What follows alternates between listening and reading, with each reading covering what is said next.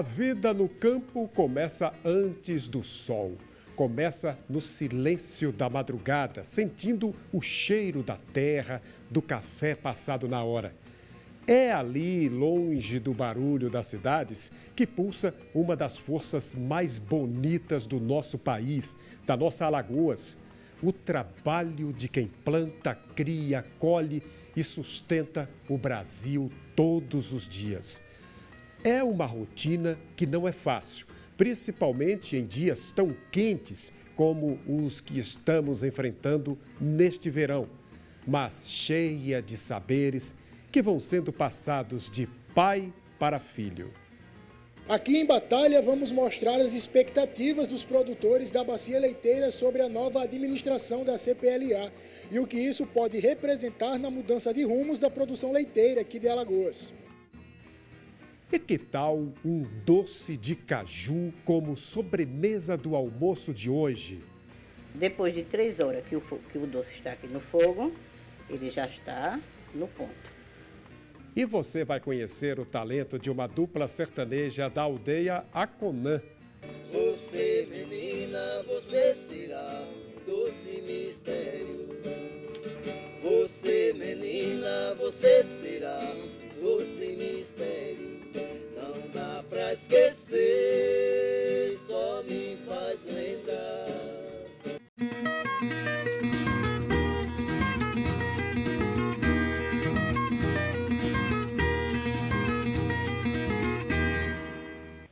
Pequenos produtores de leite estão animados com a mudança na direção de uma cooperativa no sertão. Além da entrada de grandes parceiros no negócio, o Estado pretende investir cerca de 40 milhões de reais. A esperança é que a demanda por leite aumente mais de 200% no Estado. Das 21 vacas que o seu Carlos tem na zona rural de Batalha, 18 estão dando leite. Por dia, cada uma produz uma média de 20 litros. E com o preço do leite em queda desde o ano passado, o jeito é traçar metas para evitar o prejuízo. A gente aqui trabalha no básico, é bem dizer, no feijão com farinha. É a palma, é o silo, é bagaço de cano, concentrado, porque o gado é todo no coxo aqui, no confinamento, bem dizer, né? Vaca de leite não pode estar andando na pastagem esse tempo, não tem, que é verão. E a gente vai tentando passar essa dificuldade.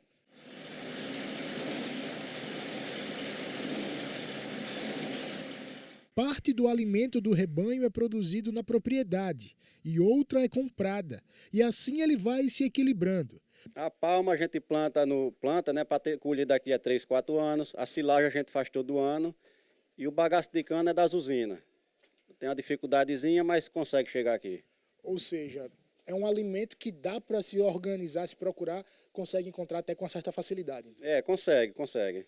O seu Carlos é cooperado da Cooperativa de Produção Leiteira de Alagoas, a CPLA. E o leite dele é vendido para alguns laticínios da região.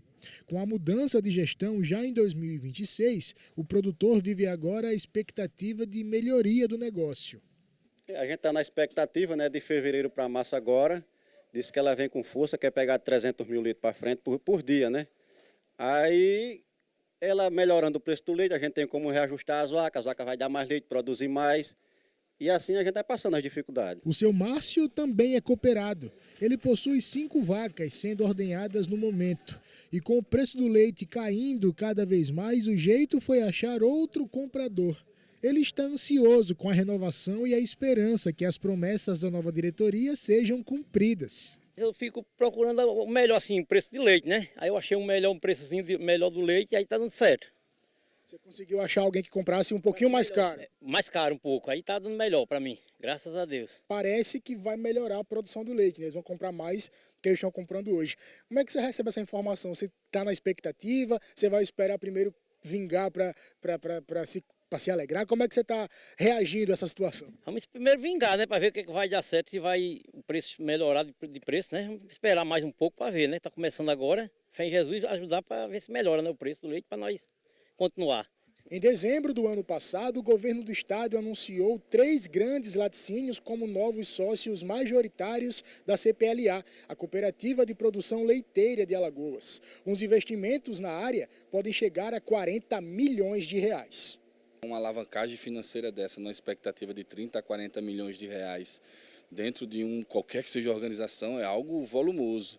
Então, sim, a expectativa é que isso gere uma série de mudanças do ponto de vista de modernização, que a gente possa ter uma agregação de valor àquele tipo de produto que já é oferecido, ou o surgimento também de novos produtos, a possibilidade de expansão de mercado, ou seja, você vem com uma nova gestão para uma organização e aí uma série de elementos que estão postos hoje, eles serão revistos, serão modernizados e, evidentemente, você tem uma organização muito mais competitiva, o que gera uma série de consequências positivas, né? Evidentemente, o principal beneficiário, que seria o pequeno produtor, né? Uma expectativa de aumento da sua renda, claro. Outra questão é o aumento da demanda por leite. Atualmente, a CPLA absorve 60 mil litros de leite por mês.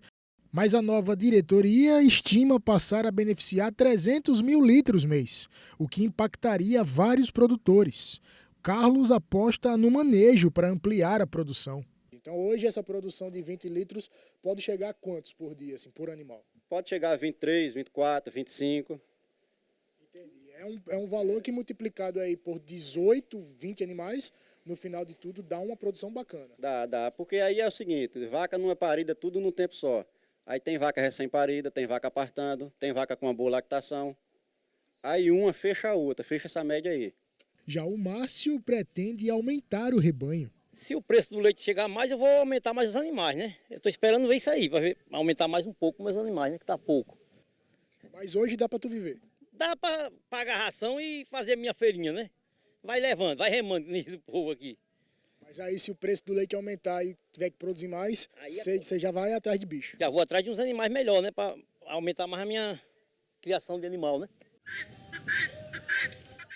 Batalha é um dos municípios que mais se destaca em aumento de produção de leite. Em 2023, o produto ultrapassou os 29 milhões e meio de litros, aumento de 100% se comparado à produção de 2022. Segundo este economista, a agricultura é um dos pilares da economia do estado. Nós estamos tratando de um setor econômico, principalmente na região do Agreste, ali Planalto da Borborema também, Médio Sertão, não só a presença do leite em si, que já é, né, você tem lá as vacas, então você tem todo um plantel hoje que já é histórico no estado de Alagoas e que cada vez mais, quando você tem a capacidade de modernizar e trazer maior competitividade para esse setor, você evidentemente entrega um produto de melhor qualidade e melhora as condições de vida da população. Uma produção forte, diversificada e consistente, que já enxerga o futuro com ternura e alegria e segue se preparando para ele. E olha só, gente, a Federação dos Trabalhadores Rurais, Agricultores e Agricultoras Familiares de Alagoas elegeu o novo presidente. Nós ouvimos o Robério Oliveira e ele nos contou como está o planejamento para a gestão da FETAG nos próximos 4 anos. Vamos ver a entrevista conduzida pelo repórter Silas Emanuel. Oi, Amorim, muito bom dia para você e bom dia para todos que assistem ao Gazeta Rural. A partir de agora, a gente vai bater um papo bem bacana com o Robério Oliveira, que está aqui comigo. Ele que é o atual presidente eleito da FETAG, né? Foi eleito no comecinho do mês, né? Do comecinho do mês de janeiro e vai comandar aí a FETAG pelos próximos 4 anos, entre 2026 e 2030. E apesar de ser o primeiro mandato como presidente, ele já tem pelo menos 12 anos aí de experiência nas juntas administrativas, né? Ele que fez parte aí de várias gestões da FETAG e agora tem essa oportunidade de chefiar aí a entidade pelos próximos 4 anos. Robério, muito bom dia para você, seja bem-vindo ao Gazeta Rural. Queria primeiro que você falasse como essa experiência, né, antes de assumir a presidência, pode te ajudar a fazer aí essa gestão mais tranquila. Bom dia a todos que nos assistem. Olha, eu venho lá de Piranhas, do Alto Sertão de Alagoas, comecei a militar lá na juventude, no meu município. De lá cheguei em 2014 a FETAG, sendo o vice-presidente mais jovem da sua história. E com isso a gente foi aperfeiçoando dia a dia, fomos trabalhando. A vice-presidência era um espaço onde a gente podia atuar em várias secretarias e ali a gente foi se pautando e trabalhando.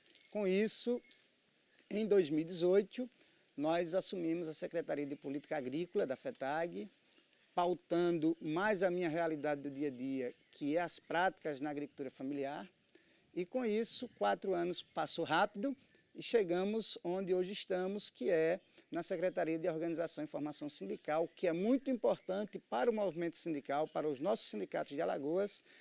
Você está com todo o seu sistema organizado. Então a gente conseguiu avançar muito nisso e agora neste congresso, já fazendo aqui a transição pós os 8 anos do nosso presidente Givaldo, que conclui agora em fevereiro os seus 8 anos de presidente, e esse é o pontapé que a gente precisa dar para novos horizontes para a agricultura familiar alagoana. Eu queria que você explicasse um pouquinho como é que atua a FETAG realmente, como é essa linha de atuação aqui no nosso estado. A FETAG, ela é um guarda-chuva aqui no estado de Alagoas das entidades que representam os homens e as mulheres do campo dentro do sindicalismo. Então nós estamos em 75 municípios do estado de Alagoas, divididos em 6 polos sindicais, que é o polo do Alto Sertão, do qual eu venho, que é o polo do Médio Sertão, daquela região de Santana do Ipanema, da Bacia Leiteira, pegando ali Olho d'Água das Flores, Batalha, aquele entorno, o Agreste, que é toda aquela região, Arapiraca, até chegar a Penedo, o Chucuruz, que pega toda aquela região de Palmeira dos Índios, e a Mata Alagoana, que pega aqui União dos Palmares, até Maragogi. Então, essas 6 regiões, elas são muito importantes. Em cada região dessas, na maioria dos seus municípios, nós temos base, nós temos sede, onde as orientações que nós buscamos da CONTAG, que nós buscamos dos ministérios e dos órgãos estaduais, faz com que a FETAG dissemine elas, para que elas cheguem a esses sindicatos, para que eles possam executarem lá na base, lá na ponta, para aquele que precisa, para aquele que está lá ansioso pelas políticas públicas e pelos serviços realizados por nós, para que chegue às comunidades rurais e assim aconteça as produções, as aquisições de crédito. O que é que você acha que você pode agregar mais do que a entidade já entregou para o público? E claro, o que é que faz de diferente também, né? O que é que vai ser o legado do teu mandato? E a gente precisa mostrar para a sociedade alagoana a importância que é esse sistema, a importância que é uma federação com os seus sindicatos defendendo e organizando não só quem produz, mas também quem consome. Porque o telespectador aqui do Gazeta Rural, como do Bom Dia, e entre outros programas, já conhece a FETAG, mas que a gente precisa pautar daqui por diante algo que venha a crescer mais. E alguns números que a gente encontra da produção agrícola, entre eles que hoje é uma crise enorme, que é o leite, que o sertão e o agreste do estado e também a zona da mata quase que chegaram a triplicar de 2000 a 2004 a sua produção. E no sertão, 70% ou mais da produção agrícola dos nossos agricultores familiares está na cadeia do leite, onde mais de 80% das propriedades agrícolas, das unidades produtivas familiares, é da agricultura familiar, para que com isso a gente possa agregar valor e qualificar esta produção. Também aquela região do Agreste, pegando a região de Palmeira dos Índios, aquele cinturão produtivo de hortifrutas, a gente também precisa ter conhecimento mais perto, para que com conhecimento nós possamos ter habilidade, e com habilidade as atitudes que tomaremos daí por diante, elas sejam conclusivas para melhorar a vida econômica dos nossos e nossas agricultores e agricultoras familiares de Alagoas. Boa parte dos associados à FETAG, naturalmente, eles vêm da agricultura familiar, eles fazem parte da agricultura familiar. E, naturalmente, a gente, pelo menos muitas pessoas que consomem os produtos que vêm do campo, né, através das feiras, só fazem isso acreditando que é o máximo que pode ser feito, né? E não, na verdade, a federação ela é muito maior do que isso, né? A Gazeta conhece porque foi ao campo, junto com a FETAG e aos produtores, a conferir a sua produção e a colheita para chegar à comercialização. Então, nós vamos pautar isso com muito afinco, porque todos os nossos associados aos nossos sindicatos, que automaticamente são filiados à FETAG, são agricultores e agricultoras familiares. Então, a gente vai pautar para conhecer todos os recortes produtivos seja ele da monocultura dali do abacaxi, da mandioca, do leite, da palma, do milho, do feijão, seja frutas exóticas que já estão existindo muitas aqui no estado de Alagoas, a gente precisa conhecer para poder fazer com que aumente-se a produção, mas com garantia de comercialização.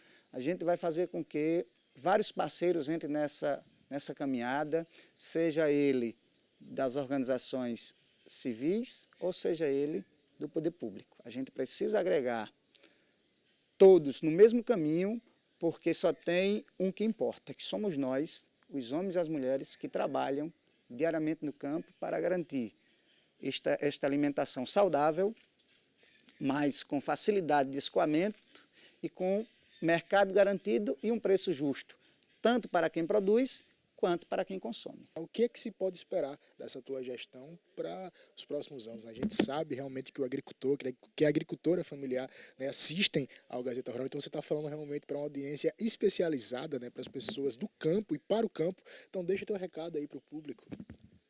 Nós, agora em fevereiro, concluímos o mandato atual e iniciaremos uma nova jornada de 4 anos, de muita luta, pedindo paciência, porque o intuito é o acerto. E para acertarmos, precisamos de muitos parceiros. E esses parceiros começam lá na roça, com os nossos agricultores, nos municípios, com os nossos sindicatos, a nível de Estado, com as instituições públicas e privadas, para que a gente agregue e faça com que a economia alagoana, com recorte dos produtos e da produção da agricultura familiar, tenha visibilidade muito maior do que se já tem. Então, é essa a mensagem que eu passo para a sociedade alagoana, que eu passo para os homens e as mulheres que acreditam no seu sindicato, que acreditam em nós, que defendemos a agricultura familiar, que acredite. Porque, ao longo desse tempo, voltaremos por este mesmo meio para prestar conta dos serviços que nós fazemos e mostrar para a sociedade alagoana que o caminho é esse e que a FETAG e que o movimento sindical alagoano está cada dia mais forte. Muito obrigado. Tá certo, Robério. Obrigado também pela sua participação aqui. Esse foi Robério Oliveira, presidente eleito da FETAG, que vai assumir o cargo a partir do mês de fevereiro e deve seguir aí até 2030 à frente dessa instituição que a gente sabe que dispensa comentários. Todos nós já conhecemos o trabalho e as ações também. Com você, Amorim. Muito obrigado, Silas Emanuel. Obrigado por essa participação. Vamos para o primeiro intervalo. Na volta, uma entrevista sobre créditos para agricultores. Eu vou bater um papo com o Adriano Alves, gerente do Banco do Nordeste, que vai falar sobre os programas disponíveis para o homem e a mulher do campo. E daqui a pouco tem a música de uma dupla indígena que vive na zona rural de Traipu. Os índios dividem os afazeres na aldeia Aconã com a música sertaneja. Você, menina, você será doce mistério. Você, menina, você será doce mistério. Não dá pra esquecer. Voltamos daqui a pouco.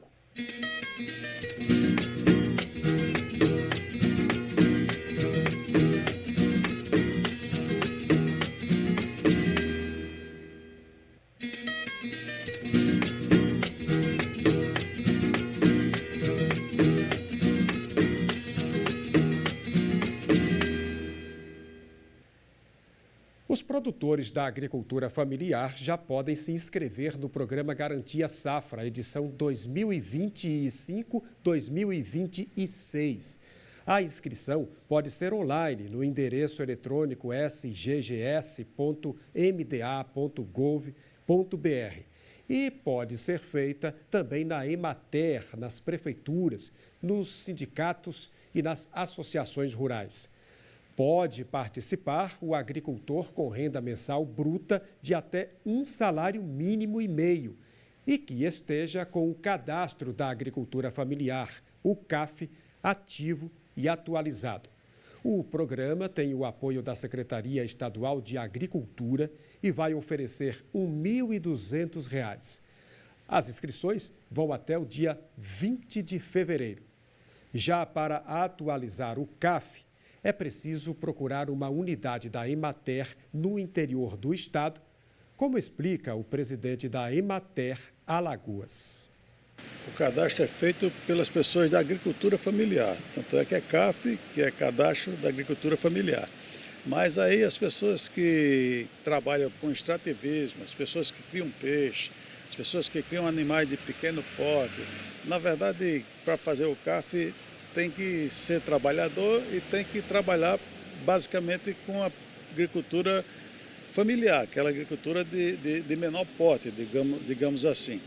Qual é a importância do cadastro? É exatamente essa, porque você dá a oportunidade a ele de participar das políticas públicas do município, do estado, do governo federal e de buscar recursos de financiamento, principalmente no Banco do Nordeste, para que ele possa trabalhar melhor na sua terra ou na sua profissão. Para fazer a inscrição, basta procurar o escritório da Emater no interior ou um próprio técnico pode orientar? Isso, o técnico orienta, ele tem que estar na posse da terra, ou ser proprietário de uma pequena gleba lá, né, onde ele trabalhe, e a partir daí o técnico vai informá-lo quais são os documentos que são precisos. Ele não sendo proprietário, sendo um arrendatário, por exemplo, tendo um pedaço de terra arrendada, ele pode também? Pode, perfeitamente. Tanto o proprietário como o arrendatário que viva de aluguel, ele vai ter a oportunidade de fazer o CAF dele e participar dessas políticas e crescer, logicamente, no negócio que ele participa. É exigido o cadastro, por exemplo, para o Garantia Safra? É exigido. Para o Garantia Safra ou qualquer outra atividade com relação às políticas públicas. Então, o agricultor familiar, né, o extrativista, o quilombola, aquele que trabalha com suínos, aquele que trabalha criando peixe, todas as pessoas podem tirar o seu CAF. E aí é procurar o mais rápido possível aquele que não tem ainda, porque a grande maioria já tem. Só em 2024 foram 12 mil, ano passado foram quase 15 mil famílias tirando o CAF, agricultores tirando o CAF. E aí para que a partir daí ele comece a participar dessas políticas. Pois é, informações aí muito importantes. E agora, uma conversa com você que está planejando aumentar aquele barracão, ampliar a lavoura ou que esteja precisando comprar um maquinário novo, mas que não tem dinheiro sobrando. Sabia que existem programas para os pequenos agricultores e agricultoras familiares que têm créditos com juros mais acessíveis? Nós vamos entrevistar agora, bater aqui um papo no estúdio com o gerente do Banco do Nordeste, Adriano Alves, que está aqui com a gente. Muito bem-vindo participar aqui do nosso Gazeta Rural, Adriano, para a gente tirar essas dúvidas das pessoas que estão em casa agora nos assistindo, principalmente quem está lá no campo e sempre precisa contar com essa ajudinha financeira, com o crédito rural, né?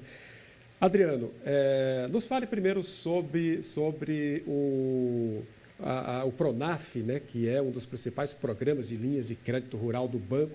Como é o Pronaf, como é que ele funciona para os agricultores? Obrigado, Amorim. O Pronaf ele é um programa do governo federal que ele financia tanto investimento quanto custeio, né, para os produtores rurais, né? No caso, quem pode se beneficiar do Pronaf? Aquele produtor rural que ele desenvolve agricultura familiar. Ele possui o chamado CAF, né, que é o Cadastro da Agricultura Familiar, e aí, tendo esse documento, ele pode acessar as linhas de crédito que podem servir tanto para investimentos, como, por exemplo, compra de animais, né, matrizes, reprodutores, construção e reforma de cercas, plantio de pastagem, plantio de culturas agrícolas.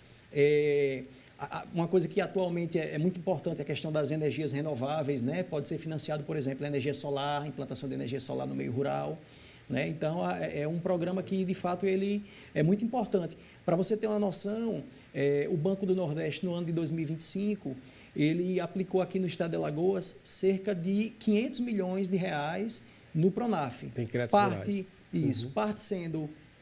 a maior parte, na verdade, através do programa AgroAmigo, que é o maior programa de microcrédito rural da América Latina, né? E o restante foi cerca de 435 milhões no AgroAmigo E o restante foi aplicado nos demais públicos desse programa. E até que valor esse agricultor familiar tem direito? Vai de quanto a quanto, por exemplo? Isso, porque dentro da agricultura familiar a gente tem desde aquele produtor bem pequenininho. Tem ali uma tarefa de terra. Isso, tem uma tarefinha de terra, né? E que ele geralmente ele toma ali entre 15 mil reais, 20 mil reais, entendeu? Dentro do Agroamigo, o Agroamigo crescer. Para fazer girar o negócio. Para fazer girar o negócio, exatamente. E nós temos aqueles produtores que têm ali um potencial maior. Então, a depender da capacidade do produtor, do negócio, do empreendimento, pode chegar até o limite de 450 mil reais. E aí ele precisa comprovar isso? Como é que ele faz? Ele chega na agência, que documentos ele leva, que renda precisa comprovar? Pronto. Quais seriam os passos, né, para ele poder ter acesso ao crédito? O primeiro passo é ele fazer o cadastro no banco, tá? Leva a documentação básica de cadastro, que já é meio que padrão ali, né? Comprovando residência, renda, identidade, CPF, exatamente, que produz. Ele vai precisar apresentar a documentação do imóvel que ele utiliza, né, para o empreendimento dele. O imóvel tem que estar legalizado. Tem que estar, na verdade, assim, você tem as várias situações. Você tem aquele produtor que tem, de fato, uma escritura, uma certidão, tem um imóvel regularizado, e tem aquele produtor que ele explora como um poceiro, que é como a gente chama, ele está na terra. Aquele que é o arredatário, ele pode... Pode também, entendeu? O poceiro também pode. Para cada situação, o banco ele vai solicitar uma documentação específica, entendeu? Mas não, assim, em regra geral, todo produtor que ele comprove que ele tem, de alguma forma, uma relação com aquela terra, com aquele imóvel rural, ele pode acessar o crédito, certo? Pronto, feito o cadastro, ele, a depender do caso, ele pode precisar apresentar um planozinho, a gente chama de projeto, mas na verdade é algo bem simples, onde a gente vai verificar o que é que ele vai precisar e, de acordo com o que ele tem de receitas, de despesas, a gente vai verificar qual é a capacidade de pagamento dele. E com base nessa capacidade de pagamento é que vai ser definido o limite, até quanto ele pode tomar. É enviado um técnico lá na área dele? Em alguns casos, sim, entendeu? Não necessariamente, mas o banco ele tem meios de, vamos dizer assim, identificar se aquilo ali está dentro da realidade daquele produtor, né? E além do Pronaf, tem outra linha de crédito destinada a esse pequeno produtor rural? Nós temos diversas outras linhas de crédito que são destinadas aos produtores rurais, né? O agricultor familiar, ele tem acesso às diversas linhas do Pronaf. A gente tem o Pronaf mais alimentos, temos o Pronaf comum, que é para custeio, nós temos o Pronaf destinado às agricultoras familiares, que é o Pronaf Mulher. Então, ali é para as mulheres. Para as mulheres, Pronaf Jovem, né? Que são para os jovens dessas famílias.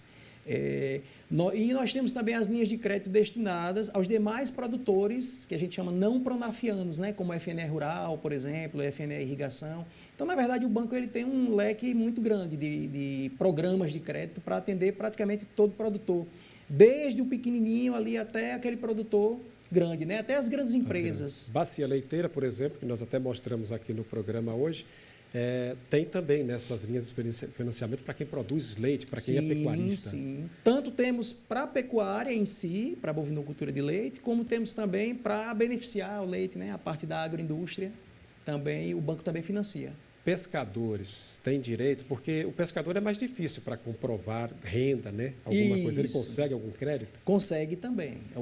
Dentro dos programas do Pronaf também está previsto a concessão de crédito para pescadores. Principalmente é um pouco diferente, né? Tem suas peculiaridades, mas sim, existe sim. Muitas vezes o pescador ele quer evoluir um pouco, tem muita gente que tem uma ideia de começar a criar peixes, criar tilápia, criar o tambaqui e quer montar ali uma estrutura ou de tanque e rede ou de tanque em solo, em terra firme mesmo, para começar aquela produção pequena. Então, ele pode ter um projeto ali e apresentar ao banco, é isso? Pode sim, aí já é um projeto de piscicultura, né? Piscicultura, exatamente, isso. Pode. E aí ele precisa ter uma consultoria, o banco oferece essa consultoria ou aí já é via Sebrae, por exemplo? Olhe, para aqueles produtores que são beneficiados pelo programa Agroamigo, que é o microcrédito rural, todo o processo ali vamos dizer assim, de implantação do empreendimento, de modernização, o que seja, é acompanhado. Por isso que a gente chama de microcrédito produtivo orientado. Então, esses produtores, sim, recebem orientação. Quem quer fazer hoje um plantio, está se preparando, agora está muito seco o sertão, está no verão, mas daqui a pouco chega o inverno, março, As festas de São José, que o povo do interior do campo adora aproveitar o período do dia 19 da festa de São José para plantar. Ele pode apresentar uma proposta, uma ideia de financiamento para essas agriculturas. Aí volta a questão da agricultura familiar, não é isso? Isso. Ele tem direito? Sim, tem direito também. Inclusive, a gente está iniciando em breve, o plantio do milho, né? Que é uma cultura agrícola que é um bocado forte no estado de Alagoas. É a monocultura, não é que ela é mais persistente, consistente aqui no estado, a monocultura do milho. Agora, a inadimplência, ela existe, ela é grande ou é controlada no estado? A inadimplência existe, ela ainda é controlada. Nos últimos tempos, pelas dificuldades econômicas, naturais, aí, né, pelo que o nosso país e o nosso estado também tem passado, a inadimplência ela acabou aumentando um pouco, mas ainda assim ela ainda está sob controle, entendeu? Nós temos medidas legais, nós temos instrumentos para renegociar essas dívidas, para dar condições para que esses produtores possam renegociar, liquidar essas dívidas. No ano passado, inclusive, teve um programa, né, especial que conseguiu negociar as dívidas de muitos pequenos produtores. Exato, Amorim. No ano passado, nós tivemos uma situação que há muito tempo a gente não via, que eram 3 medidas legais, 3 leis vigentes ao mesmo tempo. Nós estávamos com o Desenrola Rural, nós estávamos com a Lei 13.340 e com a 14.166 vigentes. As 2 primeiras medidas, elas encerraram agora em dezembro, mas a gente continua com a Lei 14.166, ainda vigente, acredito que até 2027, e ela dá condições muito favoráveis e muito diferenciadas para que aqueles produtores que têm suas dívidas no banco possam liquidar ou renegociar. Para você ter uma ideia, em alguns casos, o rebate, né, que se dá para liquidar essa dívida pode chegar até 90%. Então, são condições, de fato, muito favoráveis para o produtor ele se livrar dessas dívidas e, de repente, voltar de novo a operar com o banco, né? Voltar a tocar o seu negócio ali, fazer girar. Então, te agradeço, muito obrigado pela sua participação aqui. E se você tiver mais alguma dúvida para tirar algum esclarecimento, tem aí ainda uns 30 segundinhos para a gente encerrar. Certo. Não, só agradecer também pela oportunidade, né, da gente estar aqui falando um pouco desse tema que é muito importante, né? Pois a questão do crédito rural. Foi bom conversar com os agricultores nesta manhã de domingo, né? Muito obrigado pela sua presença aqui, obrigado pelos esclarecimentos, informações muito importantes para os nossos produtores, agricultores, homens e mulheres do campo. Obrigado, Adriano. E olha, gente, a Feira dos Municípios de Alagoas superou as expectativas dos organizadores. Durante 4 dias, o Centro de Convenções do Jaraguá foi a casa da cultura e da gastronomia dos municípios. Foram momentos de encontro e de conhecimento da identidade de Alagoas. Do sertão ao agreste, do litoral à zona da mata. Feira reuniu cultura, gastronomia, turismo, as riquezas de Alagoas. Os corredores do centro de convenções ficaram tomados pelo vai e vem do público. Charlie Chaplin, lá de Traipu, marcou presença. No estande do município encontramos alguns itens da aldeia Aconã. A aldeia Aconã fica localizada no sítio Bom Jardim. Ela representa para Traipu a história, né? Todo o começo da história, né? Tudo começa ali. Os índios foram os primeiros que povoaram este país. E em Traipu é o que traz, é o que incentiva, motiva e o que inspira, né? Porque todo esse material aqui são feitos artesanalmente lá dentro da aldeia, né? Eles estão inovando com uma trilha, eles estão inovando com uma óculos de lá também eles vão divulgar e apresentar para os visitantes a sua degustação, a sua gastronomia. Então ele quer transformar a aldeia Aconã em uma trilha para os visitantes também conhecer esse espaço tão bonito onde ele se reúne, dança, faz as suas danças. A arte estava estampada nas roupas, acessórios, pinturas. Esse grupo representa os quilombolas de Limoeiro de Anadia, que disputavam a rainha. Começa a rainha com azul, e do azul vai a turma do vermelho brigar com o azul para tomar ela, para ficar com o vermelho, com o derradeiro. Na arena cultural, as atenções do público ficaram voltadas para o colorido das apresentações. O sucesso da feira extrapolou a estimativa da organização.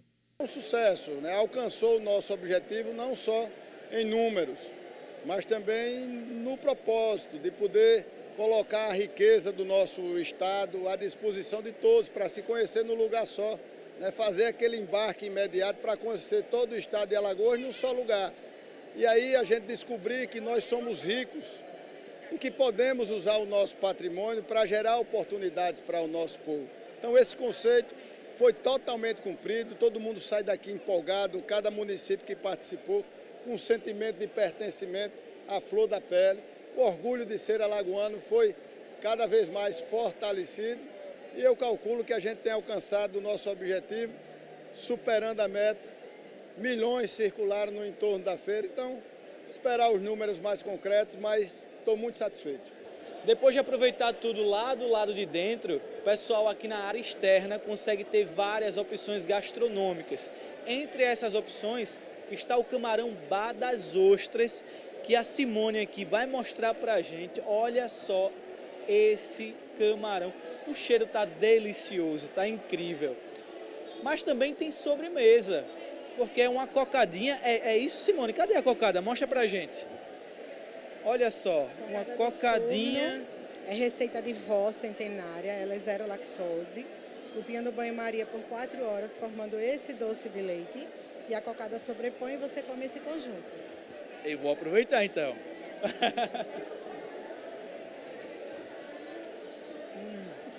Delicioso. Cremosinha, né? Receita de vó. Incrível, incrível, incrível. A gente pode praticamente já fechar essa matéria por aqui. Diz que o milagre só acontece depois da cocada. Então já aconteceu.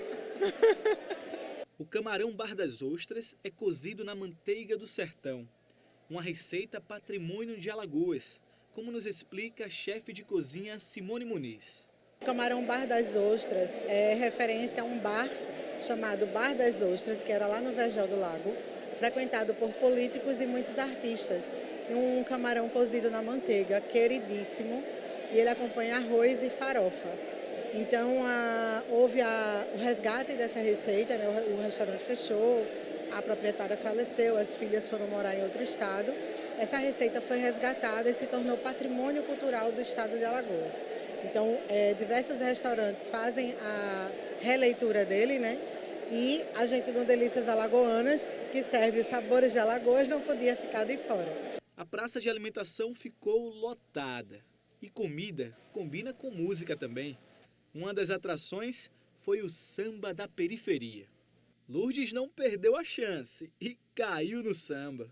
Estou adorando, a parte de lá de dentro maravilhosa. E esse festival de música aqui, caprichosíssimo, maravilhoso. Com o samba no pé, a Silvia esbanjou alegria. Nada melhor do que poder curtir todos os municípios reunidos e estar presente com música boa, uma tarde de domingo com todo o povo alagoano aqui em Alagoas de Maceió. E vamos para o último intervalo. No próximo bloco, a produção de um doce delicioso da fruta, que é a cara do Nordeste brasileiro, o caju. E uma dupla sertaneja da floresta, 2 irmãos indígenas, afinaram a viola e mostram que também são bons de música. Meu amor.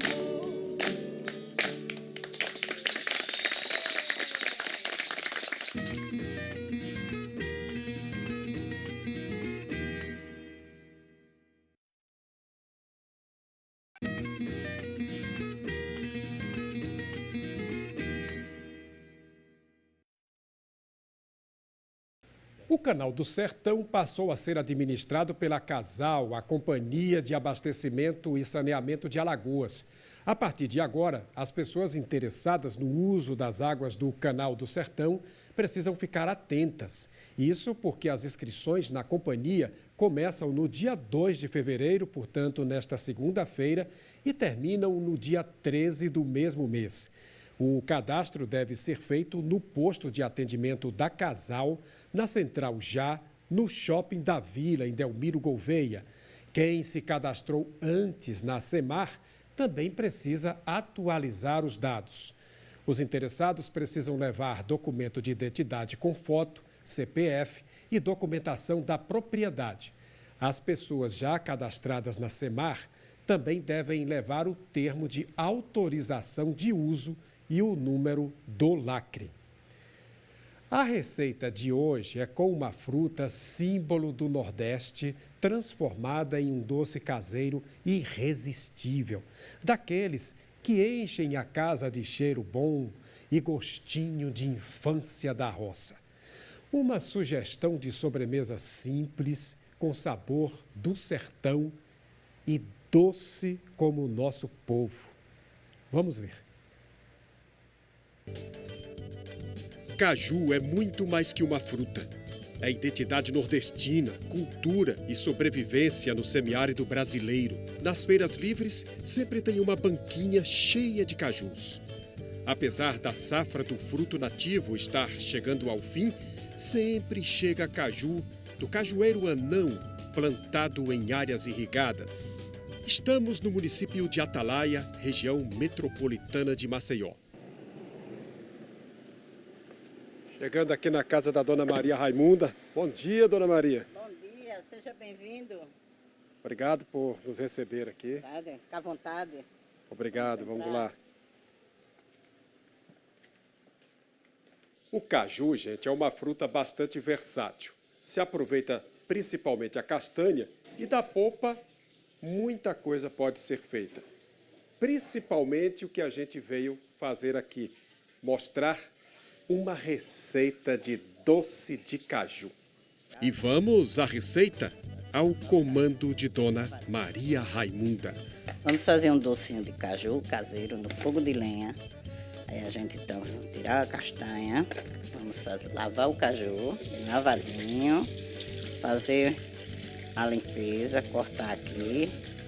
Aí nós perfura o caju todinho assim com a ponta da faca, para ele ficar bem furadinho. Aí nós lava ele, aí coloca na panela e isso a gente continua fazendo todos assim, tirando, fazendo a limpeza dele todinho, furando com a ponta da faca.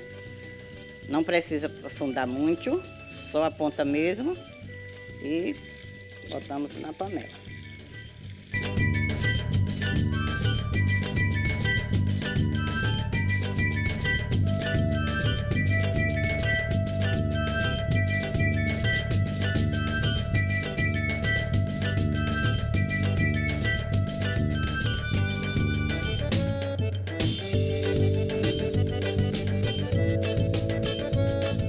Agora nós vamos para o fogo de lenha, dar continuidade no nosso doce de caju. Já está tudo limpinho aqui, agora vamos para o fogo de lenha.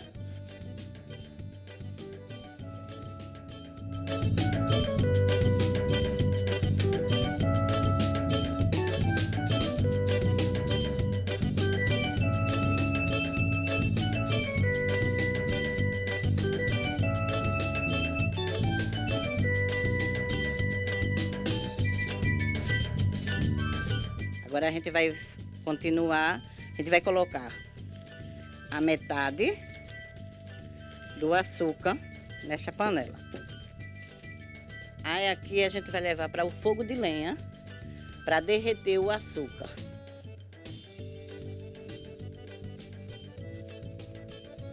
Que a gente deixa aqui derretendo o açúcar.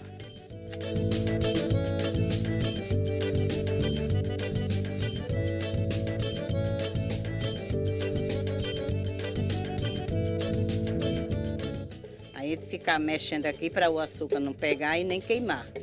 Aí agora já derreteu todinho, já ficou, olha, com o melzinho já, tá vendo, é? Que mel lindo. Aí aqui eu vou pegar a água, 1 litro de água, e vou colocar aqui, ó.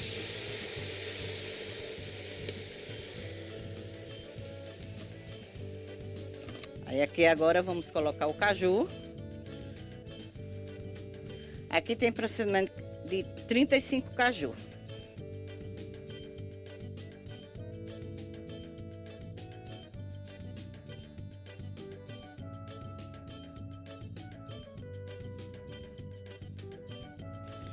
Aí vou colocar o restante do quilo de açúcar, todinho aqui. Vou colocar agora mais outro litro de água. Aí vai formar 2 litros de água.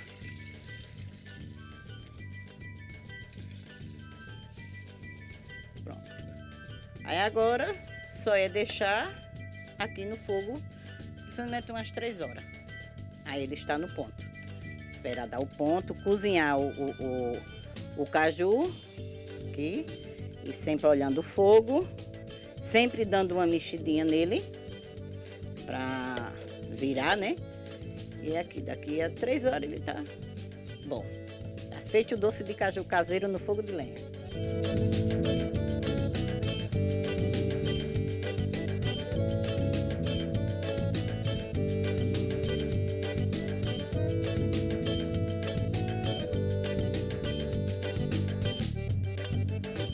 Pronto, depois de 3 horas que o doce está aqui no fogo, ele já está no ponto. Ficou assim, vou mostrar a calda como ela está, olha. Grossa, nem muito grossa, nem muito fina. Está no ponto. Os caju tudo inteirinho.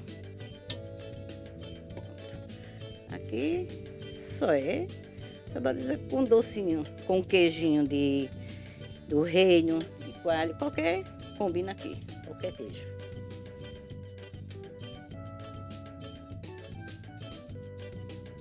Vou colocar agora na vasilha.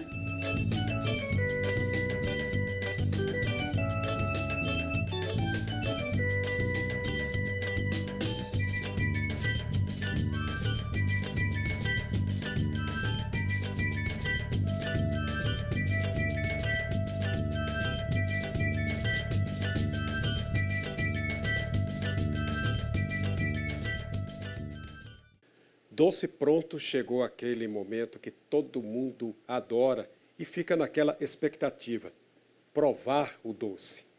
Então lá vou eu provar mais um docinho aqui, dessa vez o doce da Dona Maria Raimunda. E aqui a gente pode fazer o seguinte, se você não gosta de muito açúcar, pode evitar a calda, por exemplo, põe só um pouquinho de calda e aí você aproveita mais a polpa do caju. Ela fica assim, ó, bem consistente. Você apanha aqui com o garfo, que aí não vem muito a calda e... Muito gostoso. Eu já conheço o doce de caju, porque eu gosto muito, adoro. Mas aí, domingo de manhã, eu faço questão de deixar você doido de vontade de provar desse doce aqui, viu? A nossa equipe de paladar aguçado não resistiu. Agora é com você, em casa, pôr a mão no caju e preparar a sobremesa da semana. É isso aí, né, gente? E os indígenas brasileiros têm seus costumes, crenças e a sua cultura. Os povos originários cuidam da natureza como poucos e sabem viver em harmonia com o meio ambiente. No interior do estado, 2 membros da etnia Aconã formaram uma dupla musical. Com cerca de 20 canções gravadas, eles batalham para conseguir o reconhecimento e o sucesso. Eu e o repórter cinematográfico Diego Ritir fomos até a aldeia Aconã, em Traipu, para contar essa história.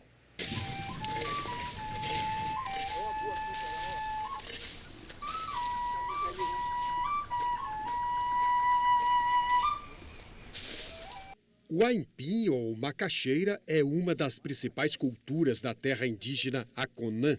Que é a macaxeira rosa, né? Macaxeira rosa. Né? É, aqui é. A produção é escassa no momento por causa da terra seca. Só aguardando a chegada de Deus, que é da chuva, para nós produzir e plantar, né? Estamos aí da roça.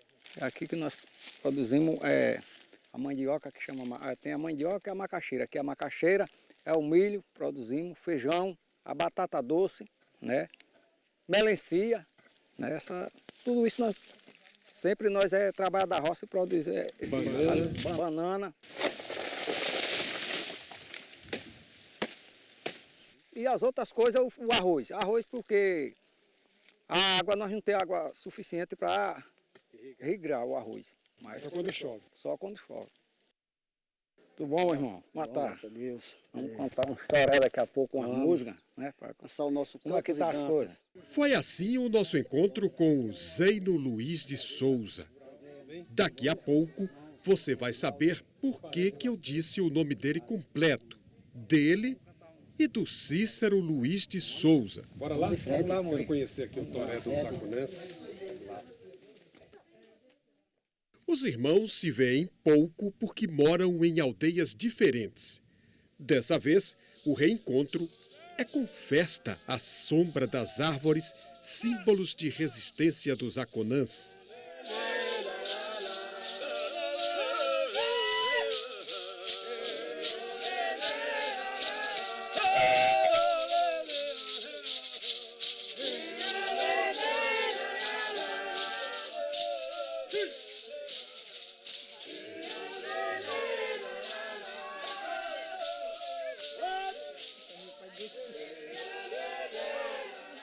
O toré é um ritual sagrado e ancestral de resistência, união e reafirmação cultural dos povos indígenas do Nordeste brasileiro.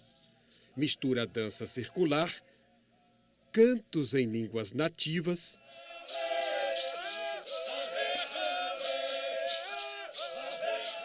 e ritmos com maracás para se conectar com os ancestrais. É um fortalecimento da identidade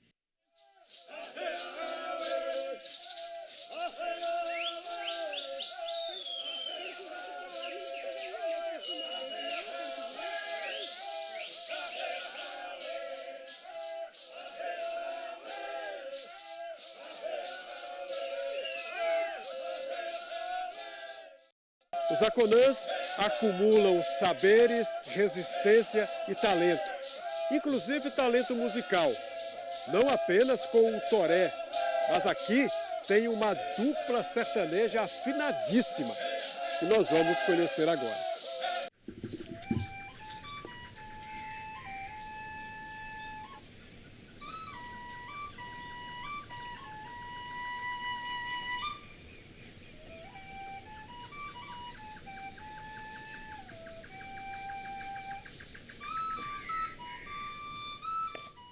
Da força da tradição indígena, nasce também a música que atravessa o tempo. Entre a terra e o canto ancestral, surgem outras formas de expressão. Há mais de 25 anos, Zeino e Cícero são Rei e Reinaldo, a dupla sertaneja Aconã. Sei que você foi embora e me deixou na solidão. Moreninha, meu amor, você conquistou o meu coração. Começamos a cantar nossos cantos indígenas, que é o toré, e do toré passou para a música. Até hoje, graças a Deus, começamos da música desde de pequeno, não foi de adulto, um dom que Deus deu a nós. Hoje, nós gravamos mais hoje 13 músicas, mas eu vou dizer a realidade. Pedindo um parente, e a outro, um dava 100 conto, tu dava 20, tu dava 10, e foi assim, fizemos. Deu no valor de 4 mil e pouco. Para fazer um videoclipe com... Exatamente. É o que vocês têm publicado, né? É, exatamente. O primeiro abraço e o primeiro beijo do primeiro olhar. Como foi que decidiram o nome, a escolha do nome, Rei e Reinaldo, porque não tem nada a ver com o nome próprio de vocês, né? Não, exatamente. Olha, essa aí foi uma inspiração própria do irmão mais velho nosso, né? Ele foi quem inspirou esse próprio nome, de Rei e Reinaldo. E esse nome nós acolhemos e registramos, a dupla indígena sertaneja Rei e Reinaldo. E a dupla registrada e tudo. Registrada. Tem patente. As músicas também, então, autoria ninguém toma. Não, é composição, inspiração própria. Vocês são uma dupla sertaneja que estão numa aldeia indígena, sofrem alguns tipos ou vários tipos de preconceitos, vivem longe de tudo, distante de tudo.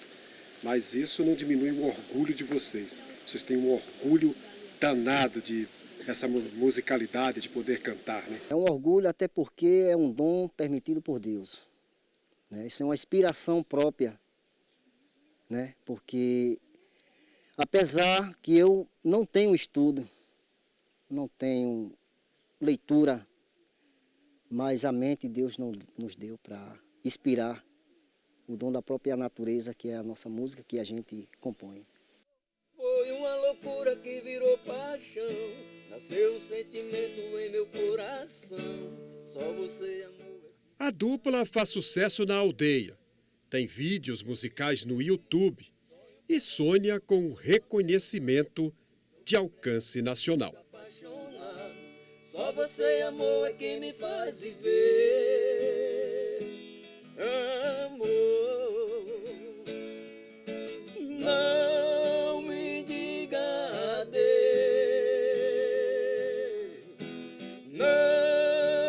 Não foi o fim. Quero tanto ter você aqui pertinho de mim. O meu desejo que eu tenho mesmo é seguir em frente, chegar na mão de um artista ou um empresário mesmo que queira nos ajudar, é o nosso plano, o meu plano. E se tiver também, nós temos um plano também, se alguém se interessar no nosso trabalho, também nós, quem sabe é Deus. Quando eu digo que deixei de te amar, é porque eu te amo. Esse dom é dele mesmo. Ele grava e escreve na mente. É mesmo. E já vai cantar. Já vai cantar. Ali ele forma ali na mente dele e já sai cantando. Eu dou força para ele, no meu possível, né? Para que ele realize esse sonho dele, que ele tanto deseja há muitos anos, né? E desde o início que eu venho acompanhando, mas é como diz, há condições é pouca, né? Então eu peço a Deus e às pessoas de boa vontade que chegue na visão dos nossos artistas de Alagoas. Vocês são fãs do Mano Walter? Com certeza, a gente somos fã dele, né? E gostaria que chegasse até a ele esse vídeo, essa filmagem deles, da dupla, que eles são fã deles, de Mano Walter, né? E outros artistas da terra. E ela não ama você,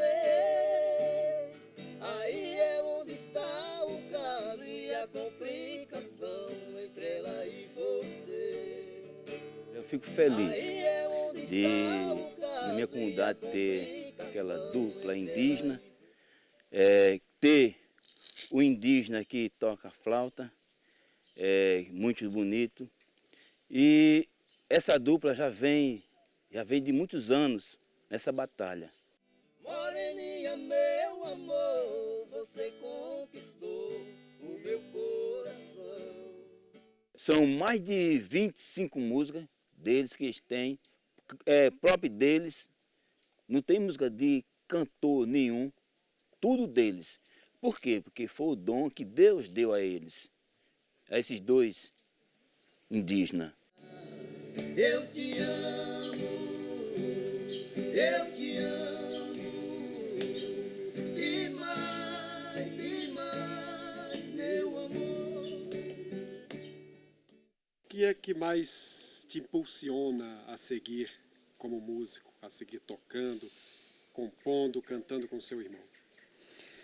Olha, é o seguinte, é uma inspiração que foi dada por Deus, esse dom. E o que nos traz esse fortalecimento para que a gente possa dar continuidade é a própria força de vontade.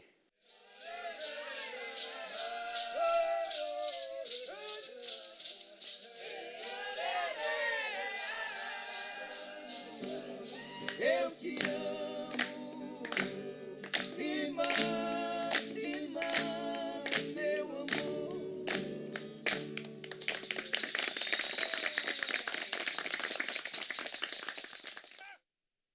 Pois é, boa sorte aí para a dupla, muito sucesso. E assim termina o Gazeta Rural desse domingo.